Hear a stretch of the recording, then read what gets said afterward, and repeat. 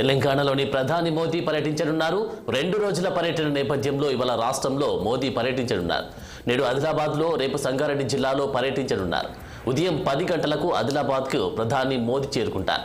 ఉదయం మోదీ తెలంగాణ సీఎం రేవంత్ రెడ్డి ముఖ్య అతిథిగా కూడా సీతక్క స్వాగతం పలకనున్నారు.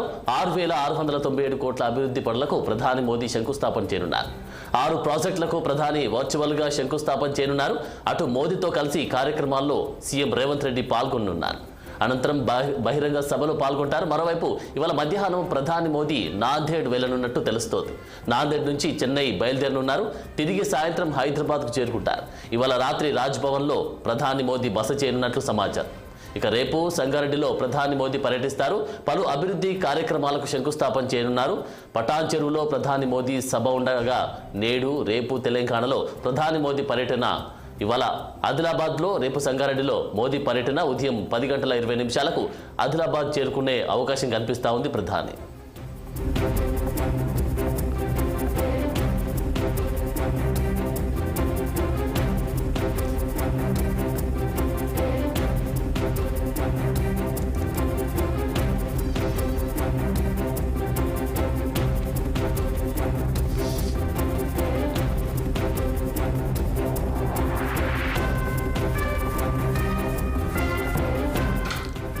తెలంగాణలో ప్రధాని మోదీ పర్యటించనున్నారు.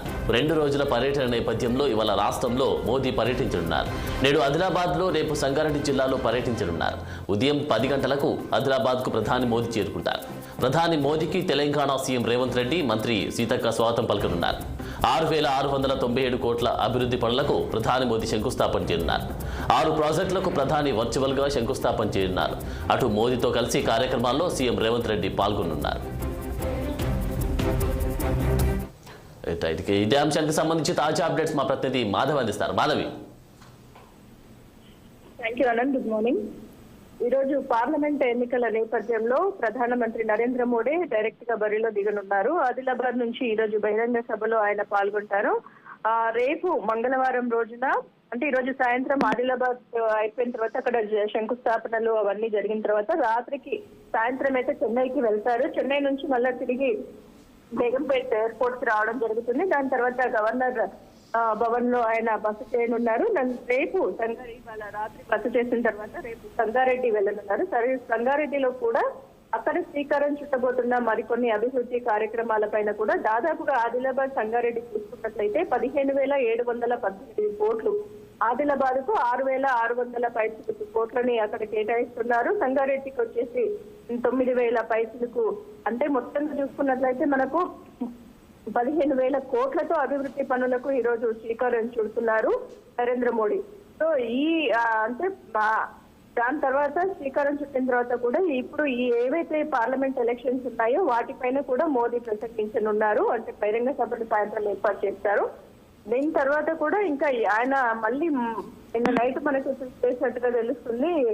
అంటే ఈ ఎలక్షన్స్ తర్వాత ఇంక ఇది నాది లాస్ట్ ప్రసంగం అన్నట్టుగా చెప్తున్నారు. మళ్ళీ గెలిచిన తర్వాత మళ్ళీ నేను బ్యాక్ టు పెవిలియన్ అన్నట్టుగా చెప్తున్నారు ఆయన. సో ఇంతవరకు చేసిన అభివృద్ధి కార్యక్రమాలపైన కూడా అక్కడ ప్రసంగించనున్నారు. అదే ఫిర్ ఎక్ బార్ మోడీ సర్కార్ అనే నినాదంతో భాజపా మాత్రం భారతీయ జనతా పార్టీ ముందుకు వెళ్తుంది అనండి. ఓకే మాధవి, యొక్క ప్రధాని మోదీ టూర్ నేపథ్యంలో మరి అధికారులు ఏ విధమైనటువంటి ఏర్పాటు చేశారు? అధికారులు అయితే భారీ సంఖ్యలో అక్కడికి జనాల తరలింపు అయితే అంటే ఇంకా భారీ బందోబస్తుతో పాటు వాళ్ళు మనకి అంటే గత ప్రభుత్వంలో చూసుకున్నట్లయితే ఎప్పుడు మోడీ మన తెలంగాణకు వచ్చినా కానీ గత ప్రభుత్వం అంటే మాజీ సీఎం కేసీఆర్ అయితే ఎప్పుడు వెళ్ళి ఆయన విజిట్ చేస్తున్నట్టుగా మనకు కనిపించలేదు. కానీ ఈసారి మాత్రం మన సీఎం రేవంత్ రెడ్డి అలాగే సీతక్క, కాంగ్రెస్ వాళ్ళు కూడా వాళ్ళని వెళ్ళి మోడీకి ఘన స్వాగతం పలికే ఇదైతే మనకి ఒక ప్రణాళికనైతే వేసుకొని ఉన్నారు.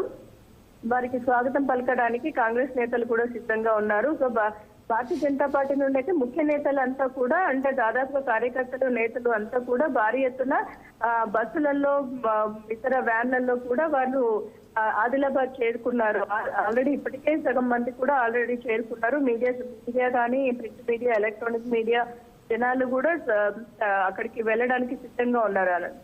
ఓకే మాధవి, ఈ యొక్క ప్రధాని మోదీ సభకు సంబంధించినటువంటి విషయానికి వస్తే ఇటు తెలంగాణలో కానీ అటు సెంట్రల్లో కానీ ఎవరెవరు పార్టిసిపేట్ చేసే అవకాశం కనిపిస్తా ఉంది? సెంట్రల్ నుండి అమిత్ షా, నడ్డా వీళ్ళు రాబోతున్నారు. ఇక్కడ మన జాతీయ నేతలు కిషన్ రెడ్డి, బండి సంజయ్, ఈటల, ఇంకా మనకి మొన్న 9 పేర్లు ఏవైతే ఖరారు అయ్యాయో సీట్లు, ఆ సీట్లు వాళ్ళైతే కంపల్సరీగా అటెండ్ అయ్యే అవకాశం కనిపిస్తుంది. డీకే అరుణ, లక్ష్మణ్, ఇక్కడ ఉన్న స్పోక్స్ పర్సన్స్ అయితే ఏంటి, మిగతా వాళ్ళంతా కూడా అక్కడికి భారీ ఎత్తున అయితే ఆల్రెడీ వాళ్ళు వేసుకున్న అంటే వాళ్ళైతే వెళ్ళాలి కాబట్టి కంపల్సరీగా ప్రధానమంత్రి వచ్చినప్పుడు ఇక్కడ నుండి వెళ్లాల్సిన ప్రతి నేతలు కూడా, అంటే కొంతమంది సీట్లు ఆశించి వారికి రాకుండా నిరాశతో ఉన్నవారు కూడా కొంతమంది అయితే వారు వెనుక తిరిగే అవకాశం అయితే ఉంది. కానీ ఇప్పటికీ ఉన్న జాతీయ నేతలు అలాగే ఇక్కడ ఉన్న రాష్ట్ర నేతలంతా కూడా అక్కడికి చేరుకుంటున్నారు. Thank you Madhav.